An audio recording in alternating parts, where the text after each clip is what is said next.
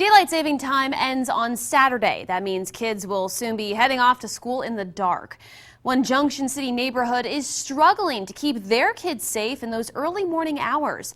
They called us about a problem, and we've got their back. KSNT News' Kaitlin Berry went to city leaders for Streetlights, they're nothing fancy and often go overlooked. But when one doesn't work, I wouldn't feel safe walking around my neighborhood because I can't see and I don't know who's out here. The light where almost a dozen kids gather every morning to catch the school bus is out. So are at least 3 others in the neighborhood. This is how dark it is at 7 a.m. just before students start lining up here at the bus stop. Now, as you can tell, before I turn that light on, it's hard to see much of anything, which is why parents are concerned. I'm afraid that a child's going to get hit by a car. Wagner contacted the city. A month later, the light still hasn't been fixed. But I was hoping to have these fixed by Halloween. The city said it was the electric co-op's responsibility.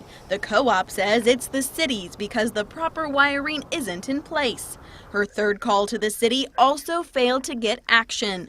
Parents here are just frustrated. They need to put politics aside and get it done. They called us, we called the city. City manager Alan Dinkle says he wasn't aware of the problem, but now that he is, he's not surprised. It's happened elsewhere in the city, and he blames the developer. During the construction phase, they crunched the conduit. You can't even pull a wire through there. Now the city's left to clean up the mess. A slow, expensive problem. At $1,000 to $1,500 a fixture in some cases, you know, trying to fix 30, 40, 50, or maybe even close to 100 fixtures, it's a substantial amount of money to work with. Until they find a permanent solution, Dinkle says he'll work with Wagner on a temporary fix. If it was their children, I guarantee you those lights would have been fixed the first phone call they made.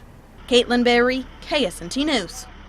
Dinkle is urging any Junction City resident with a similar concern to contact his office directly.